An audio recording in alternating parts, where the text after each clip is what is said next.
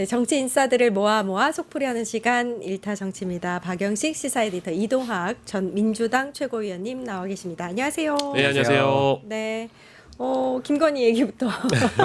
우울하네요, 정말. 아, 그러니까요. 일단은 어제 이야기한 대로 특검 소환 조사에는 출석을 했는데 진술 거부를 했다. 그럼 왜 나온 거야? 나오지 말지 이런 생각이 들더라고요. 아니 저는 그 반대로 생각을 했습니다. 예. 일단 특검에 나와서 특검이 현재 가지고 있는 카드가 무엇인지를 확인하는 절차가 필요했기 때문에 김건희가 오늘 나왔다라고 저는 보거든요. 그래서 현재 김건희 변호인 측과 김건희 쪽에서 특검의 조사를 대응할 수 있는 방법은 딱 하나밖에 없습니다. 언론에 나오고 있는 단독 보도나 속보들을 토대로 해서 특검이 어디까지 이 김건희에 대한 수사를 진척시켰는지 각 혐의별로 어떤 증거들이 나왔는지를 알 수 있는데요.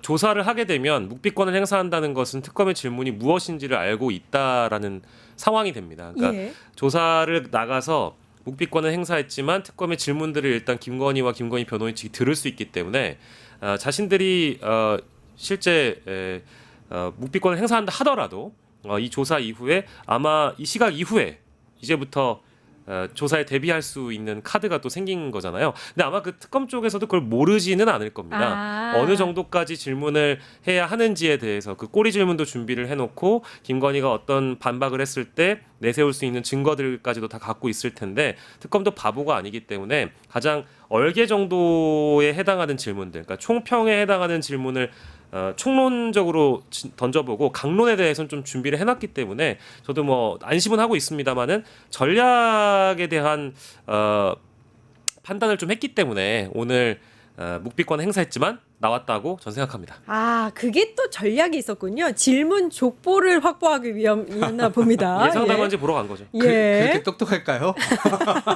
예. 저는 윤석열은 뒤가 없잖아요. 그러니까 벌거벗은 임금님도 되고 의자왕도 되고 이렇게 하는 거고 끝까지 그냥 뭐 버티는 거지. 될 대로 되라. 근데 김건희의 경우는 좀 다르다고 봐요. 왜냐하면 어쨌든 뒤가 있다고 생각하는 거예요. 그러니까 자기가 무기징역이나 사형 이것까지는 아니니까 자기가 적절하게 형량을 감경시키기 위한 일정 부분의 행동을 해야만 한다. 근데 나와서 말을 하지 않은 것은 여태까지 본인의 말에 의해서 본인 스스로가 올가미에 걸렸거든요. 그러니까 이제 말을 하는 것은 본인 스스로에게 도움이 되지 않는다라는 판단을 했을 것이고 변호인도 저는 그렇게 하라고 조언을 했을 것 같아요. 대신 나가지 않으면 괘씸죄의 국민공분에 이게 더 플러스 되는 요인이기 때문에 일단 나가는 건 나가자 이렇게 얘기했을 가능성이 있고 앞으로 김건희가 어디까지 불 수 있을지 모르겠습니다만 끝까지 이제 저런 태도를 고수할지 모르겠습니다만 주변 사람들은 이미 다 불고 있잖아요. 예. 그래서 아마 저런 자세를 취하는 것도 좀 머지않아 무너질 수 있다 이렇게 봅니다. 네. 지금 그 식사를 거부하고 네. 있다고 하는 거는 들으셨죠? 네. 그것도 그러면 전략인 건가요? 그러니까 식사 거부는 그 전에 저희들이 볼 수 없었을 때 관저에 계속 있을 때 혹은 사저 아크로비스타에 있을 때 계속 밥도 못 먹고 살이 빠졌다는 등 뭐 이런 측근들의 말들이 계속 나왔었잖아요. 근데 지금 구치소에 가가지고 밥을 못 먹는다. 현실적으로 보면 밥이 안 넘어가겠죠. 네, 그런데 이게 전략을 그렇게 수용자들이 짤 수도 있다고 그래요. 왜냐하면 일부러 몸이 아파야 되는데 몸이 아픈 방법은 뭐지? 일단 밥을 굶는 게 그 첫 번째 방법이라고 그래요. 그래갖고 몸을 좀 이렇게 축나게 만들어가지고 실제로 의무대라든가 계속 병원에 왔다 갔다 해야 된다는 그런 사유를 만드는 거죠. 근데 그런 점도 저는 그 의심을 좀 해볼 수 있다라고 보지만 이것도 오래 가진 않을 것이다. 왜냐하면 네. 지난번에 조사받고 나와가지고 저기 사저 갔을 때 그 걸렸잖아요. 그 촬영 참외 집에서 먹는 건지 거 사과 먹는 걸렸잖아요. 건지. 네. 그래서 저는 이것도 끝까지 가진 못할 거다 이렇게 보고 있습니다. 네. 알겠습니다. 그 에디터님께서 예상 답안지 받아간 거다 이렇게 말씀하셨잖아요. 네. 그러면 18일에 이제 다음 소환 조사가 예정되어 있는데 그때는 그럼 진술을 할까요? 그때도 글쎄 그때 가봐야 알 텐데 지금 이제 한 나흘 정도 남은 상황이잖아요. 앞에서 이동학 전 최고가 말씀 주신 것처럼 지금 뭐 여러 가지의 갈래나 루트를 좀 짜고 있을 거라고 보는데 그때까지도 아마 제대로 뭐 이제 섭식을 하지 않고 계속적으로 뭐 가령 예를 들어서 체중을 감량한다라든지 오. 이제 뭐 정신적인 어떤 어려움을 좀 호소한다라든지 윤석열이 어제와 오늘 이틀간에 병원에서 안과 진료를 받았던 것처럼 기존의 아산병원에 입원했던 전력 그리고 뭐 우울증에 대한 호소 이런 것들 그리고 이번에 구속돼서 실제 섭식을 하지 않고 있다라는 뭐 섭식장에 대한 호소 이런 것들을 통해서 아마 보석을 노리거나 아니면 계속적으로 수사를 지연시키기 위한 방법을 골몰할 것 같아요. 이게 이제 가장 큰 전제이고요. 특검 조사는 18일쯤에 만약에 나온다고 하더라도 그때도 마찬가지로 오늘과 같이 묵비권을 행사하되 여러 가지 혐의들이 있잖아요. 오늘 같은 경우에는 공천 개입과 관련된 그 질문들이 많이 나왔을 거고 18일에 나왔을 때는 공천 개입뿐만 아니라 또 다른 질문들이 또 다른 혐의에 대한 또 다른 질문들이 나오지 않겠습니까? 예상 답안지는 많을수록 좋기 때문에 그때 가서 또 묵비권을 행사할 수 있겠죠. 아니 원래 같으면은 아니지만 특검이 기존에 윤석열한테 했을 때는 14일에 불렀는데 안 나왔어. 그러면 15일에 부르고 이랬잖아요. 근데 오늘 나와서 4시간밖에 조사 못하고 진술 거부권 했단 말이에요. 근데 내일 안 부르고 월요일까지 넘긴 거는 뭔가 의미가 있는 건가요? 저는 뭐 이렇게 봅니다. 오늘 같은 경우에는 공천농단과 공천 개입 혐의를 수사하기 위해서 불렀다라고 한다면 아직까지 확인되지 않은 고리들이 몇 개가 있어요. 공천농단에서는 명태균이나 강혜경, 김태열 이런 명태균 게이트에 등장했던 인물들에 대한 수사는 일찍이 좀 마무리가 됐던 측면도 있습니다만은 지금 윤상현이라든지 윤상현은 조사를 했지만 정진석 같은 경우에는 지방선거 공관위원장이었잖아요.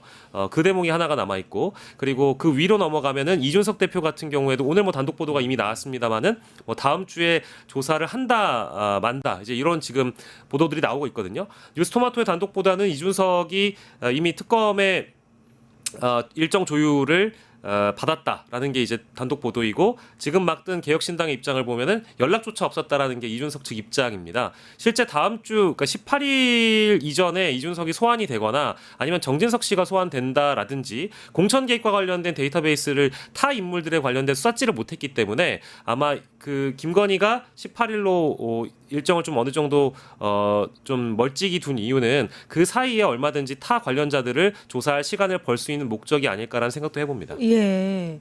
김건희의 원래 이제 늘 하는 전략 중에 하나가 뭐냐면 본인이 불리하면 아프다 내지는 아무것도 아닌 사람이다 뭐 이렇게 약간 몸을 낮추는 게 본인의 그렇죠. 늘 쓰는 전략이거든요.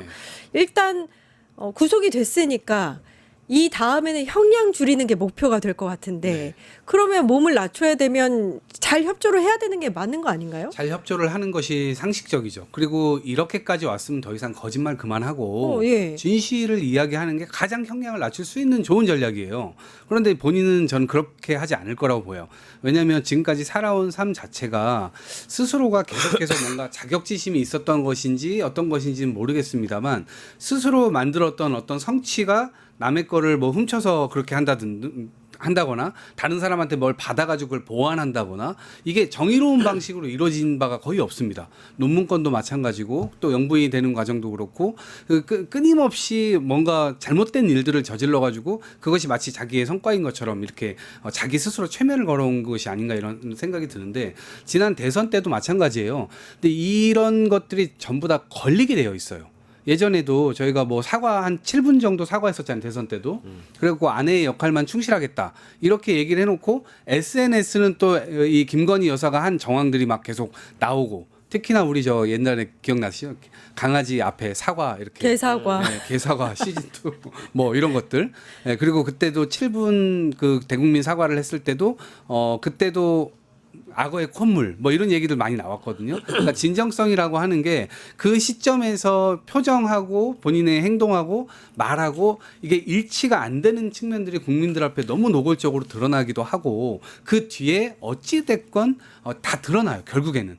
그렇기 때문에 저는 이 지금 쓰는 전략이 아무래도 통하지 않을 것 같다라는 생각이 들고 오히려 왜 이렇게까지 하지? 오히려 그런 의문점은 계속 남아요. 그리고 변호인들은 제대로 된 조언을 안 하는 건가? 아니면 김건희가 변호인들조차도 지금 속이고 있는 건가? 제대로 얘기를 안 해주고 있는 건가? 그럼 변호인들은 어찌됐건 법적으로 A안, B안, C안 가장 유리한 우리가 선택지는 뭐지? 그럴 때 진실을 얘기하는 방법. 요거는 진실은 50%까지만 얘기하고 요거는 이렇게 수그리는 방법. 여러 전략을 짤 거 아니에요. 근데 그 전략에 상식적으로 부합되지가 않아요. 그렇기 때문에 저는 국민 공분을 계속 쌓는 그런 일정이 되지 않을까. 예. 뭐 지금 뭐 일부 보도이긴 합니다만은 뭐 이 데일리라는 언론사에서 한 줄짜리 속보 두 가지를 내놓은 거를 보면은 사실 좀 재밌게 들리긴 하는데 이거는 뭐 토마토 쪽 보도도 아니고 예. 일단은 요즘에 특검 쪽에서 나오는 소식 중에 너무 바뀌는 게 많아가지고요 방송에 옮기기엔 좀 부적합할 수도 있겠습니다만 저희 주제가 주제인인 만큼 그냥 그럼요, 재미삼아 그럼요. 들어주시면 좋습니다. 되겠습니다. 이데일리 쪽 보도를 보면은요 지금 김건희가 변호인들에게 이렇게 얘기를 했다라고 해요. 내가 윤과 살 수 있을까라고 말을 했다라고 합니다. 뭐 이건 이제 내가 그동안 살았던 세월에 대한 회한을 얘기를 하는 건지 앞으로 살 수 없을 거라는 거에 대한 어떤 체념을 얘기를 하는 건지 잘 모르겠어요. 왜냐하면 이런 문장들은 조금 또 해석의 여지가 있는 문장이라서요. 정확하게는 김건희 변호인의 내가 윤과 살 수 있을까 말해 라거든요. 그리고 또 다른 한 줄은 김건희 특검에 명태균 관련 내 지시 아냐. 이 문장이 튀어나왔거든요. 그러니까 뭐 진술 거부권을 완벽하게 썼던 건 아니고 몇 가지. 몇 가지에 대해서는 일부 또 언급을 했던 모양이에요. 근데 이 두 가지를 합쳐보면 어떻습니까? 결국 나는 모른다. 윤석열 잘못이다. 나는 모른다. 윤석열이 지시했다. 나는 모른다. 윤석열은 어차피 내 마음에서 떠나간 사람이다. 뭐 이런 거 아니겠습니까? 그러니까 이제 거의 모든 혐의에 대해서는 선을 긋고 다 어차피 사형 아니면 무기징역을 받을 윤석열에게 떠넘기고 자신의 형을 줄여나가면서 특히 아마 아직까지는 내란 특검의 조사를 받지 않았지만 명태균 게이트도 이 정도라고 한다면 내란 특검 쪽에서는 김건희가 내란에 어떤 연관성을 가지고 있는지 분명히 파고들 가능성이 높은데 그때도 똑같은 방식으로 나는 모른다. 남편이 한 일이다. 나는 모른다. 내가 남편과 과연 행복하게 살 수 있었을까? 이제 이런 식의 언급이 조금씩 나온다고 봐야 되겠죠. 나올 거라고 또 예상해야 되고. 나는 무섭다. 우리 에디터님이 이 속보 저도 사실 이데일리 속보를 네. 방금 봤었거든요. 네. 두 개의 제목. 이걸 또 이렇게 해석을 하시나? 저게 허위 보도는 아닐 것 같아요. 네, 한 줄이니까. 예, 한 줄로 어쨌든 예. 들은 내용을 그대로 보도한 거니까. 근데 김건희 여사의 경우는 예를 들면 최혜병 건도 결국 블랙펄 인베스트 대표였던 이종호 씨에게 뭐 그런 이제 민원을 듣고 김건희 씨가 윤석열을 움직인 거다. 그리고 윤석열의 경로가 시작됐고 모든 것이 다 달라졌다. 사실은 윤석열이 시작점이 아니고 그 뒤에 김건희 여사가 있는 거잖아요. 또 여사를 붙였네. 근데 김건희. 예. 그리고 추가적으로 혼나야 돼, 혼나야 돼. 저는 나오는 게 이 양평 고속도로 땅 문제. 예. 그거 완전히 김건희 일가와 관련된 문제들이잖아요. 그렇죠. 네. 그리고 그것에 윤석열과 같이 연관을 맺었던 김성교 국회의원. 그 사람이 양평 군수할 때 인연을 맺어가지고 그 밑에 있는 공무원들까지 다 연루되어 있는 건 아니겠습니까? 네. 그거 하고 그 다음에 인천세관 마약 이거 제가 지금 계속 얘기하는데 이것까지도 결국 이종호 씨하고 연결되어 있는 거 아닙니까? 근데 그것을 다 본인으로부터 시작됐는데 자기는 권한도 없고 아무 뭐 의지도 없었는데 남편이 다 한 거다 이런 식으로 미룬다 하더라도 아니 그 수사를 하는 검사들도 그렇고 재판장들도 그렇고 이게 바보입니까? 그런 것들을 그냥 구분해서 볼 게 아니고 결국에 원인 행위가 어디에서 왔느냐 그건 분명하게 아마 저는 처벌을 받을 수 있을 거라고 봅니다. 예, 우리 이동학 최고님이 가끔 뒤에 이제 붙이시는 게 그 종편 방송이나 이런 데 많이 나가시잖아요. 그렇죠. 방송 그렇죠? 나가니까. 예, 이게 습관이에요, 습관. 맞아요. 예. 오늘도 댓글에서 욕 드실 거. 예. 아니 근데 그 나도 우리 반성하겠습니다. 동영상에도 그럴 아니 거예요. 근데 우리 이동학 전 최고가 그 굉장히 그 뭐랄까 항상 그러니까 예의나 이런 어떤 폴라이트한 사람이기 때문에 너무 뭐라고 하지 과거에도 그랬고 지금에도 그랬고 항상 어떤 직함을 위주로 사람을 불러주는 게 늘 이제 입에 배어 있다 보니까 그런 거지 너무 맞아. 또 그렇게 비판 마음은 일단 그럼 알죠, 저도 마음은 제가. 있습니다. 예, 하지만 우리가 이제 내란범 따위들에게 그럼요. 굳이 예의를 차릴 필요는 없다. 맞아. 네. 더 무서워. 맞아. 더 무서워. 네, 저희 뉴스토마토 단독도 좀 전해드리자면 김건희 특검이 다음 주에 명태균 게이트 관련해서 이준석 의원을 소환한다고 합니다. 관련해서는 저희 단독 보도이기 때문에 제가 전해드렸습니다. 7월 말에 명태균 불러서 소환 조사한 바 있고 그리고 김건희도 관련해서 이제 오늘까지도 소환을 했는데 뭐가 나온 게 없잖아요. 이준석도 뭐 일단은 당연히 소환을 해야 되니까 조사가 이루어질 것 같고 김건희 관련한 좀 여러 가지 혐의에 대해서 좀 자세하게 들어가 보자면 어제 SBS 단독이었는데요. 서희건설이 목걸이만 준 게 아니더군요. 그러니까 그때 나토 순방 때 예쁜 그 티파니인가요? 그 브로치도 했었고 요거 귀걸이 또 네. 했었는데 그것도 서희건설에서 산 거라고 하더라고요. 그러니까 이게 조금 우리가 제가 이제 방송에 나와가지고 명품 얘기하는 게 네. 너무 어려워요. 사실은 저도 이 명품을 제 돈 주고 사본 적이 없고 익숙하지가 않아 우리는. 이게 익숙하지가 않아가지고 사실 조금 힘들긴 하거든요. 근데 다만 정리할 거는 정리를 해야 될 것 같아요. 그래서 서희건설 쪽에서 일단 줬다라고 하는 게 반클리프 앤 아펠 스노우플레이크 6천만 원 넘는 그 목걸이 모델이 하나가 있는 것이고요. 그리고 새로운 보도로 나온 것은 수천만 원짜리 브로치인데 이건 이제 티파니 거라고 합니다. 티파니하고 그때 그라프 뭐 귀걸이 있었다고 하죠. 근데 그 귀걸이하고 브로치는 사위를 인사청탁하는 자리에서 직접 전달을 했다라고 하는 거잖아요. 근데 이 세 가지 품목 중에 일단 돌려받지 못했던 건 귀걸이가 있고, 네, 그 11월 27일 디올백 2023년 11월 27일 디올백 보도가 있고 나서 그 이후에 바로 김건희 쪽에서 반납했다라는 게 반클리프 목걸이와 티파니 브로치입니다. 네. 귀걸이는 아직 못 받았다라는 거예요. 그리고 이게 나토 3종 세트라고 불리고 있는데 사실 그 내면으로 들어가 보면 우리가 입고 있는 게요. 그때 우리가 문제가 됐었던 거는 목걸이, 브로치, 팔찌였습니다. 팔찌였어요. 팔찌는- 까르띠에 팔찌. 까르띠에 거예요. 까르띠에. 그러니까 나토 3종은 그때 논란됐던 3종이 아니에요. 아니 무슨 와 통닭 일타강사 삼종도 아니고. 일타강사 머리에 쏙 들어와. 그러니까 이게 그 나토 3종이라고 부르면 안 되는 게 그때는 까르띠에 팔찌가 들어가 있었기 때문에 이건 서희 3종이라고 좀 바꿔야 됩니다. 서희 삼종은 서희 3종에서는 나토 가라고 반클리프 목걸이와 티파니 브로치를 준 건 맞는데 그때 논란이 됐던 건 까르띠에 팔찌거든요. 근데 예. 이거를 누가 줬느냐 이것도 아직 나오지가 않았어요. 아예 안 나왔어요. 그거는. 아직 안 나왔어요. 네. 그리고 이게 또 그라프의 그 귀걸이가 지금 그 서희 3종에 들어가 있잖아요. 서희 헷갈리시면 삼종. 안 되는 게 통일교회에서 선물 줬다라는 건 그라프 목걸이. 목걸이가 있고 아. 샤넬 백이 있었던 겁니다. 와. 그렇게 구분을 하셔야 헷갈린다. 되고요. 또 하나는 박장범 씨가 맞는 얘기를 했지만 작고 조만한 귀여운 파우치, 파우치. 디올백. 디올백은 전 백이라고 생각했는데 네. 파우치. 뭐 조만한 결론적으로 파우치. 보면은 파우치라고 김건희는 생각했을 것 같아요. 어마어마한 수천만 원 단위의 뇌물들을 받아 처먹었으니까. 그러니까 이제 이런 식으로 좀 이제 정리를 해야 될 필요가 있는 것 같아서. 와 이거 진짜 일타강사다. 저 머리에 쏙 들어왔어요. 이제부터 서희 삼종으로 가는 걸로. 서희 3종이 있고 나토 3종이 나토 삼종이 나토 3종 있고. 중에 까르띠에 팔찌를 잊으면 안 된다. 나토 3종. 아 이거 정리하기 힘든데요. 지금 나온 것만 이렇게 정리를 해주셨는데 네. 앞으로 수두룩하게 또 나올 거 아니에요. 더 나올 근데 거예요. 저는 그거 사실 어떻게 해? 궁금한 게 네.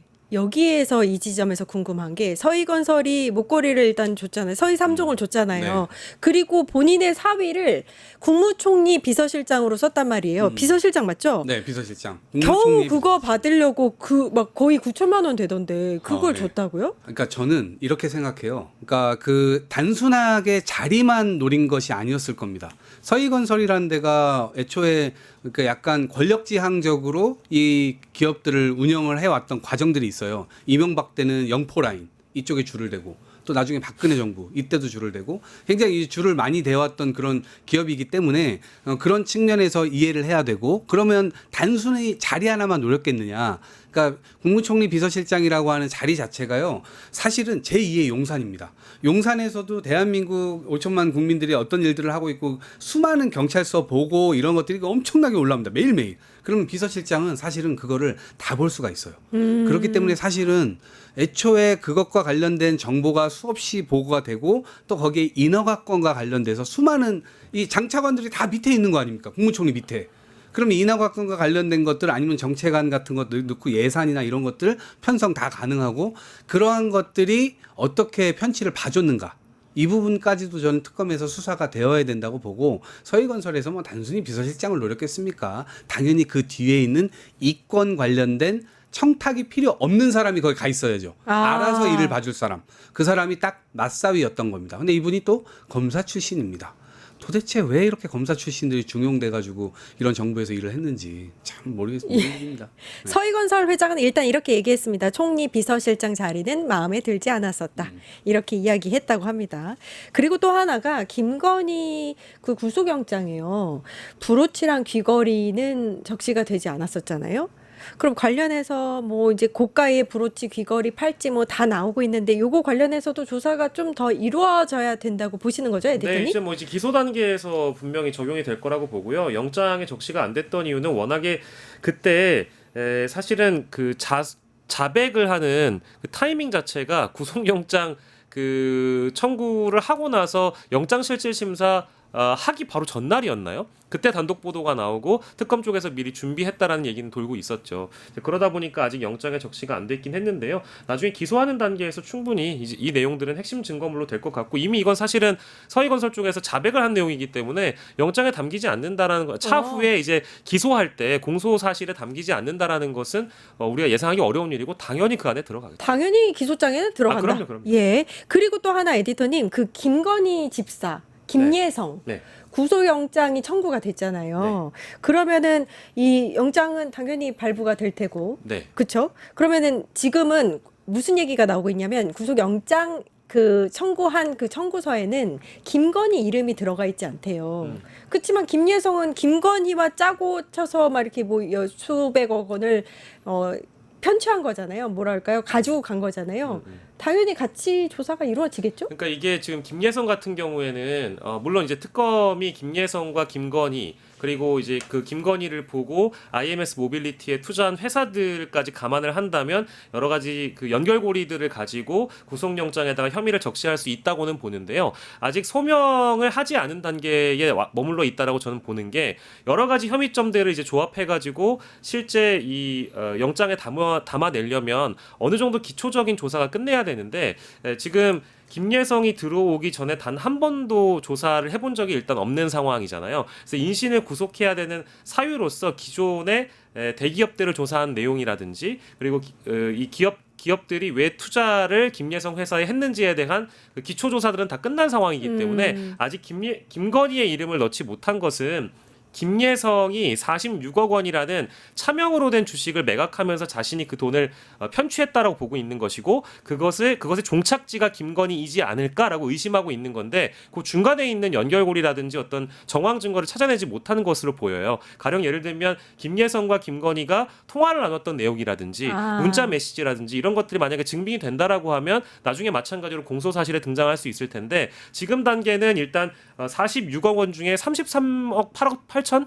33억 8천만 원 8천만 맞습니다. 원을 지금 횡령 금액으로 본 것이잖아요. 예. 이제 요 대목을 일단 적시해놓고 증거인멸의 우려라든지 도주의 우려로 엮어서 일단 신병을 확보한 이후에 그 이후에 조사를 더 이어갈 것으로 보입니다. 알겠습니다. 예. 그 명태균 얘기도 좀 해볼게요. 네. 명태균이 아직 사실은 혐의가 사라진 뭐 이렇게 무죄 판결을 받거나 뭐 이런 사람이 아니지 않나요? 아직 명태균의 아니죠. 신분은 예. 뭔가요 지금? 명태균의 신분은 피의자인데요? 피의자죠. 네. 피의자인데 네. 명태균이 이제 최근에 방송, 영화, 예능 제작까지 사업을 키우고 있다는 얘기가 나와서 이래도 되는 건가 싶어서요. 이분도 약간 물 들어올 때 노젓는 스타일인 것 같네요. 그러니까 유명도나 이런 것들이 생기니까 그리고 그런 것들 때문에도 자기는 또 결백하다고 얘기를 하고 있고 지금 방송들도 막 출연하고 있거든요. 그러니까 보통의 심적 상황에서는 이 위축되기 마련인데 이분은 더 지금 가고 있는 그런 상황이에요. 근데 어찌됐건 이분이 지금 받고 있는 여러 가지가 이제 공천 개입, 그다음에 여론 조사, 여론 조작. 그리고 이 정치자금법과 관련되어 있는 게 아닙니까? 그리고 그것이 단순히 윤석열, 김건희만 연결되어 있는 게 아니라 오세훈, 이준석, 김종인 다 연결되어 있습니다. 그래서 이 부분에 대한 조사나 이런 것들이 결국 특검에서 한 번씩은 다 들여다봐야 될 부분인데 본인 스스로는 지금 아무 잘못 없다고 지금 스스로 판결을 내리고 이러고 있는 거예요. 저는 어찌 됐건 간에 이 측면에서도 지금 속도가 좀 더딘 면은 있지만 결국에는 이 조사 대상에선 빠질 수가 없는 것이고 이 부분에 대해서도 적절하게 또 조치가 이루어지지 않을까 싶습니다. 네. 명태균 씨의 경우에는 이미 특검 조사를 받았던 분이죠. 그리고 이분이 이제 피의자 신분으로 특검에 규정돼 있기는 합니다. 그래서 뭐 어떤 사람은 참고인 조사, 어떤 사람은 피의자 조사이기 때문에 너무 많은 관련자들이 조사를 받아서 시청자분들이 일일이 들여다보지 않아서 착각하실 수도 있겠습니다만은 명태균은 피의자 신분입니다. 그 피의자는 이제 피의 사실이나 혐의가 있기 때문에 당연히 수사기관의 조사를 받는 것이고요. 다만 우리가 피의자라고 해서 유죄를 확정 지을 수는 없죠. 그렇기 때문에 명태균 씨가 개인 사업을 통해서 뭐 방송 사업이든 영화 산업이든 예능 산업이든 뭐 정방위로 사업을 확대하는 거에 대해서 우리가 뭐라고 할 권리는 사실 없습니다. 근데 다만 지금 2024년 9월 6일에 뉴스토마토가 김건희 공천 개입이라는 보도를 한 이후에 명태균이 대한민국을 어떻게 만들었는지는 우리 국민들이 다 알고 있거든요.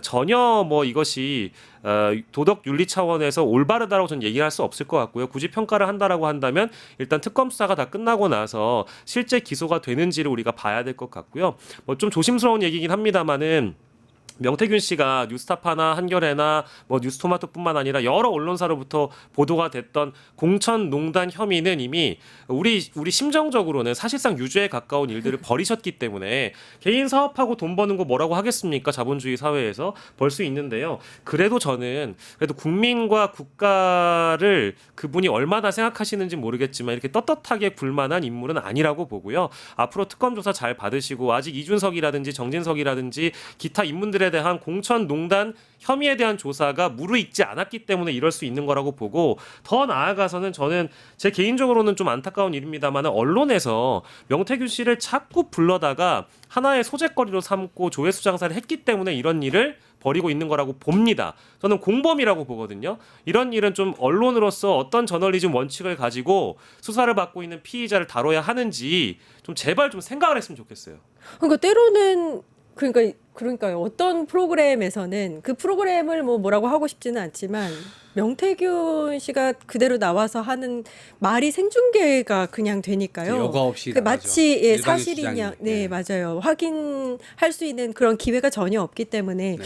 저도 보면서 좀 우려가 되긴 했었거든요. 네, 뭐 피의자의 방어권이다. 뭐 이제 그런 것들은 충분히 이 수사 과정에서 언론에서 이제 그런 부분들은 당연히 보장해 가면서 해야 되겠습니다만 어쨌든 언론은 진실을 계속 추적해 들어가는 거잖아요. 근데 지금 최근에 어쨌든 유튜브 환경이라든가 미디어 저널리즘 이 환경 자체가 많이 바뀌다 보니까 이제 그런 거에 좀 얻는 언론사들도 많이 나타나고 있고 그래서 어찌 됐건 저희들은 이 문제에 있어서 지금 아직도 조사되지 않은 것들이 많아요. 특히나 홍준표 전 시장과 관련된 복당할 때 명태균 씨가 여론조사해가지고 마치 많은 당원들이 그것을 원하는 것처럼 이렇게 또 가감해가지고 그런 것들을 했다는 의혹들도 있는 것이고 그것에 대한 여론조사할 때 그리고 여론 조작을 할 때 그것과 관련된 대가를 또 제대로 치르지 않았었다. 혹은 제3자가 그거를 치렀다라고 하는 의혹들도 여전히 많이 남아 있거든요. 그래서 그러한 측면에서의 조사들도 충분히 다 이루어져야 될 것으로 예. 보입니다. 제가 이거 너무 말을 좀 길게 해서 죄송한데 아이, 좋습니다. 일단은 이제 피의자 신분에 우리가 이제 가령 피의자라고 해서 방송에 나오지 말라고 하는 게 아니고요.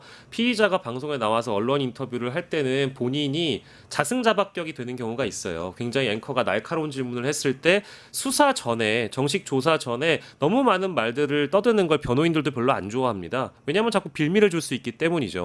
근데 이 사건과 관련돼서는 특히 명태균 게이트는 등장인물도 굉장히 많고요. 사건 자체가 단순하게 보입니다만 아직 조사가 좀 미진한 부분도 일부 있기 때문에 이준석 대표 얘기만 하도 그렇잖아요. 아직 그렇죠. 조사를 안 받았잖아요. 조사가 안 네. 되죠. 그러니까 이제 이런 경우에는 정부의 비대칭이 발생한단 말이에요. 가령 제가 명태균 씨고 지금 황현실 앵커가 저한테 질문을 한다고 하면 제가 얼마든지 말을 돌릴 수 있어요. 그리고 제가 말을 돌렸을 때도 그것이 사실인지 아닌지 우리는 아무도 모릅니다. 근데 전파를 여과 없이 타버리면 일반 시청자들이 이걸 어떻게 바라보면 명태균 씨 얘기가 너무 재밌고 흡인력이 좋고 빨려 들어가기 때문에 이분도 김건희 윤석열의 공천농단의 피해자인가 보다. 그냥 힘 있는 권력에 빌붙어가지고 기생하려고 했던 한 사람일 뿐이지 좀 먹고 살려고 하다 보니까 여기 연루됐던 것뿐이지 이 사람이 크게 잘못한 건 없나 봐.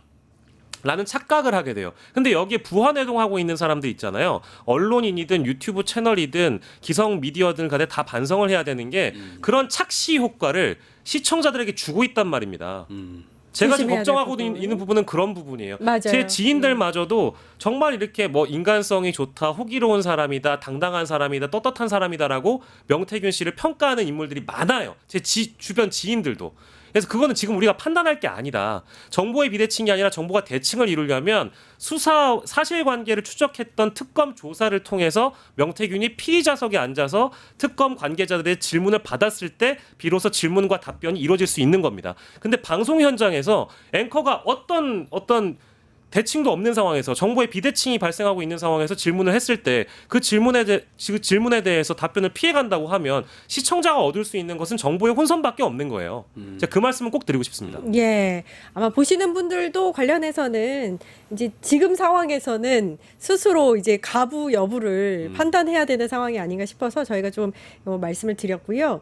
명품 시계 이름 바쉐론 뭐였죠? 아유 어렵다. 콘스탄틴? 네, 콘스탄틴. 그걸 구매해서 대신 구매해서 김건희에게 전했던 그 서모 씨 있잖아요. 네. 그분도 오늘 아침 어떤 뭐 프로의 방송에 나왔던데 네. 발언들이 묘하게 조금씩 바뀌고 있어요. 500만 원을 받았는데 나머지 3,500은 언제 받으려고 했는지 뭐 이런 것들 있잖아요. 네. 그런 것들이 묘하게 막 변하더라고요. 그러니까 저는 이분이 어찌됐건 500만 원을 받았고 그리고 원래 5천짜리인데 그것을 영부인이라고 얘기를 해가지고 2천만 원을 깎았다는 거 아니에요? 그래갖고 결국 3,500만 원에 이거를 이제 샀다고 하는데 그때 살 때 대통령 거다 하면서 자기 시계도 샀다는 거예요. 그 같은 가격에 싸게 해가지고 남자 거, 여자 거. 그리고 여자 거는 이 김건희 씨를 주고 이렇게 해가지고 본인도 싸게 샀고. 근데 500만 원은 그때 주고 나머지는 최은순 씨가 그때 당시 감옥에 있었나 봐요. 감옥에 있었는데 우리 어머니가 돈이 있으니 어머니가 감옥에서 나오면 그때 3천만 원 주겠다라고 하고 지금까지 깜깜무소식이라는 거예요. 이 사람 당한 거지.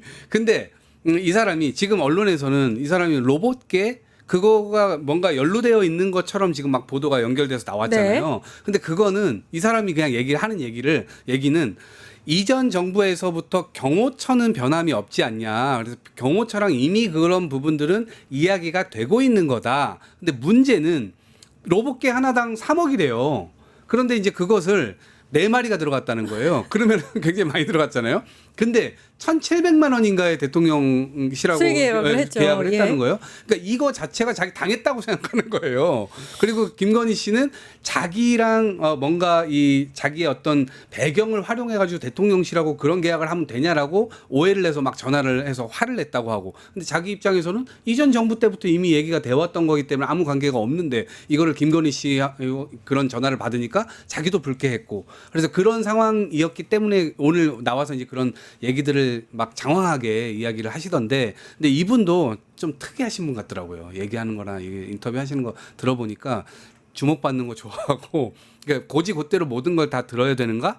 이제 모든 것들을 다 특검에 얘기를 했다고 하니까 좀 지켜봐야 되는 것이 아닌가? 어찌됐건 시계 문제에 있어서는 3천만 원 띵겨 먹었다.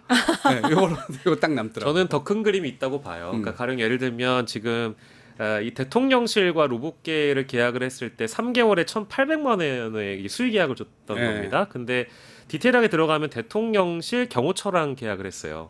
그때 당시 경호처장은 김용현이었습니다. 예. 그래서 김용현 경호처장과 1,800만 원짜리 수의 계약을 했다라는 것은 우리가 일단 하나 그 팩트를 인지를 해야 될 것 같고요. 예. 로봇계가 들어온 곳이 또 있을 거라는 김병주 최고위원의 폭로가 있었습니다. 그게 바로 그 방첩사 부대인데요. 맞아요. 예. 방첩사에서도 로봇계 그 사업을 추진했다. 이제 요 제보인데 그게 사실이라고 한다면 방첩사는 또 여인영 씨가 있는 거잖아요. 그리고 김용현이 여인영과 연결될 수 있는 충암고 라인이라는 게 지점이 하나가 있고, 그러면 이 사람은 어디까지나 그 고스트 로보틱스라는 미국 회사의 로봇계를 수입해가지고 한국에 팔아먹는 이제 수입 총판이었으니까 이 사람은 이제 중간에 이제 떼먹는 커미션을 제외하고는 실제 남는 수익이 많이 없었을 거라는 불만이 있었을 거라고 봅니다. 그러면 중간에서 다리를 놔준 사람에게는 엠빵을 안 했을까요? 쉽게 얘기하면. 그러면 대통령실 경호처의 김용현이라는 사람이 만약에 다리를 놔주거나 김건희의 지시로 김용현이 다리를 놔줘서 수의 계약을 했다라고 한다면 거기에서 떨어질 커미션을 나누고, 아니면 방첩사에 로봇계가 들어갔을 때 그거를 다리를 놔준 군 수뇌부나 내지는 김용현과 또 나누고. 그러니까 이게 금액 자체가 한 마리당 3억인데 남는 돈이 너무 많잖아요. 빈단 말이에요. 이 빈 금액을 누가 먹었을까? 그게 저의 궁금증입니다. 거기에 연구원도 한 8명 됐대요. 그러니까 그들 인건비까지 따지면 그 개 한 마리당 이게 3억이 아닌 거예요.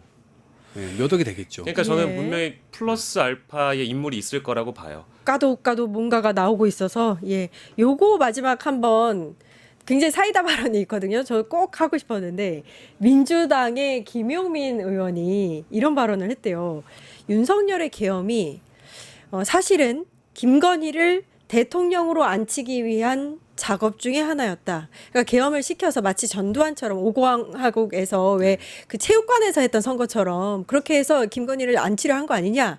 뭐 이런 취지의 발언이었습니다. 그러니까 이게 지금 참 이게 놀라운데요. 그런 생각들을 하고 있었다는 게 근데 사실 공공연했어요. 그 시나리오가 진행되고 있었다라고 하는 것은 그리고 계엄도 사실 그 이전부터도 아예 그 명태균 씨가 얘기를 했잖아요. 그 취임식날 쌍무지개가 떠서 대통령이 2명인가 보네요라고 하면서 그런 답을 하기도 했고 자기는 권력을 5대5로 나누기로 했다라고 얘기를 하는 것도 그렇고 사실상 다 이해가 안 되는 내용들인데 이분들은 자신들의 망상 속에서 그것들이 다 실현시킬 수 있다라고 생각했었던 것 자체가 이런 분들이 과연 우리 대한민국을 이끌었었던 것 자체가 너무나 치욕스러운 역사의 한 장면이 아니었을까 이렇게 생각을 합니다. 예. 이게 그냥 이제 본인의 그냥 추측성 발언 같지는 않았거든요. 제 느낌에는.